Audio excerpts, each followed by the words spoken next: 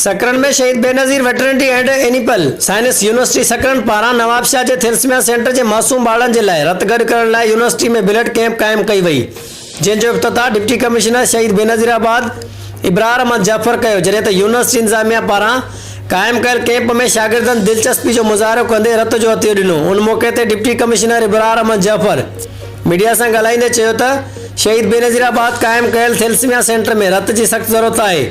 इन सेंटर में ॿियनि ज़िलनि खां बि थैलेसीमिया जी बीमारियुनि में मुब्तला ॿार अचनि था। उन लाइ हितां जे माण्हुनि खे घुर्जे त वधि खां वधि रत जो हथियो ॾियनि। उन मौक़े ते वटनरी यूनिवर्सिटी जे रजिस्ट्रार मोहम्मद बख़्श बंगवार चयो त यूनिवर्सिटी जे शागिर्दनि पारां रत जो हथियो ॾेई थैलेसीमिया जे मरीज़नि सां यकजहती कई आहे, छो जो हिन मूज़ी मर्ज़ में मुब्तला मासूम ॿारनि खे शदीद ज़रूरत आहे।